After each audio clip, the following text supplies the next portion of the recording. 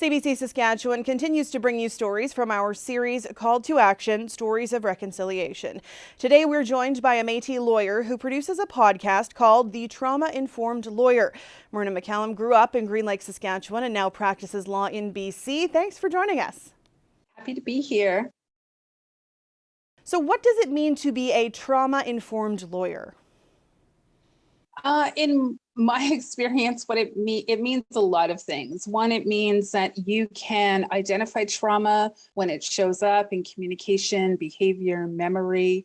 You can make space for it in the ways in which it sometimes presents as pain, horror, and fear that emerges from people, but not just in the client or the witness, but also how that emerges in yourself as the lawyer or the judge or the cop or the teacher or anyone who is on the front lines of human suffering all the time. Trauma travels really, quickly amongst all groups and all cultures and all professions. And so it's really recognizing it, making space for it, having some basic understanding on how it impacts the brain and the body.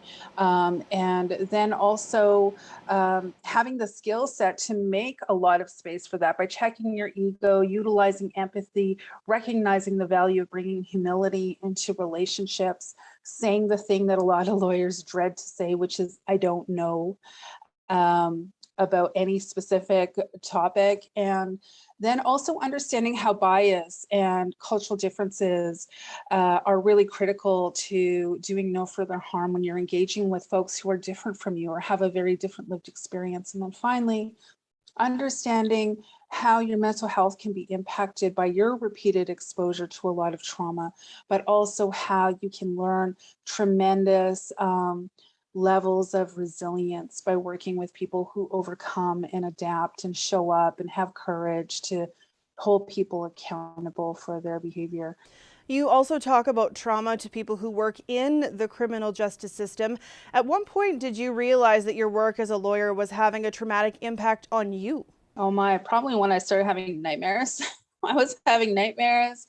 I was becoming a lot more transactional. So no, I wasn't bringing a lot of empathy to what I was doing. I didn't have a lot of patience. I would say in many ways, I was in my own survival brain of just trying to cope. And one of the ways in which I think a lot of us cope when we are often on the front lines of human suffering is we try to suppress our own humanity. And then when we do that, the byproduct is that we no longer can see the humanity in others. So we become very disengaged, and I would say really harmful, because we create this image or this belief that there's us and then there's the other.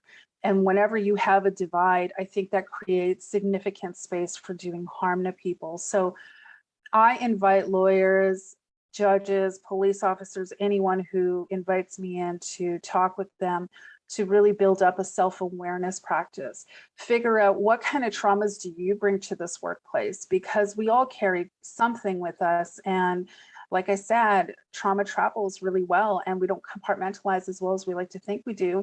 So think about what you bring, what triggers you, the things that set you off. Become very aware of your triggers, because if you don't learn how to manage your own emotions, you're going to make other people around you responsible for managing your emotions for you. And that's a lousy thing to do, particularly when you're dealing with marginalized and disadvantaged and vulnerable populations. So talk to people, even talk to your colleagues and say, how are you coping?